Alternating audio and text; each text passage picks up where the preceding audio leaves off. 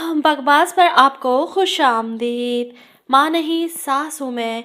ड्रामे की अगली किस्त में आप देखेंगे कि अरूज सलमान के इस रवैये पर काफ़ी दिल बर्दाश्त है।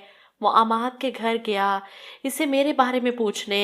इधर अमाद सलमान को तसल्ली देकर भेज देता है कि अरूज बहुत अच्छी लड़की है, मोहब्बत करें, इसकी कदर करें। सलमान के जाते ही वो अरूज को फ़ोन करता है। सलमान साहब तुमसे बहुत मोहब्बत करते हैं।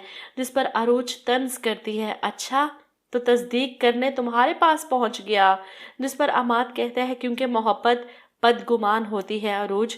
इधर सलमान घर वापस आता है तो अरूज इससे पूछती है, मिल गई गवाही तुम्हें अमाद से या अभी भी कुछ पूछना बाकी है? वैसे भी तुम्हें मेरी किसी बात पर यकीन ही नहीं तो इस मौजू पर बात करना तो फजूल है। जिस पर सलमान कहता है कि अरूज तरजीहात से मोहब्बत का पता चलता है और तुम्हारी प्रायोरिटी में लिस्ट में मेरा कोई भी नंबर हो सकता है, पहला नहीं। जिस पर अरूज कहती है आखिरी आखिरी नंबर है तुम्हारा, क्योंकि मेरी लिस्ट में सिर्फ एक ही नाम है, पहला भी वही और आखिरी भी वही। अरूज की बातों पर फिर भी सलमान को यकीन नहीं कि वो इससे मोहब्बत करती है। मोहब्बत की ये कौन सी किस्म है कि हर बात पर आजमाना ज़रूरी है। इधर महरीन अदरीस साहब से बात करती हैं कि आप आखिर इस तरह कैसे पीछे हट सकते हैं, आपने खुद ही तो मुझे बताया था अरूज के बारे में और अब आप अपनी बात से मुकर रहे हैं, ऐसा क्या है जो मुझे नहीं पता? जिस पर अदरीस साहब कहते हैं ऐसे बहुत से मामलात हैं जिसके बारे में तुम नहीं जानती। ये सुनकर तो महरीन और भी ज़्यादा तप जाती है। ऐसे कौन से मामलात हैं जिन तक अरूज तो पहुंच चुकी है लेकिन मैं नहीं पहुंच सकती? मुझे तो समझ नहीं आती इस ड्रामे के डायलॉग्स किसने लिखे हैं। इतने बेमायनी बेवकूफ़ों वाले डायलॉग्स हैं, मतलब कोई तुक ही नहीं बनती।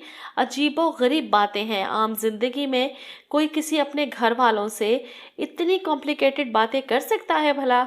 इधर सुबह होती है, नाश्ते की टेबल पर शाइस्ता बेगम सबको एक साथ देख कर खुश हैं।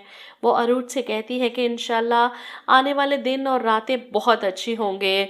जिस पर महरीन तंज करती है, कौन से दिन और रात की भाभी बातें कर रही हैं?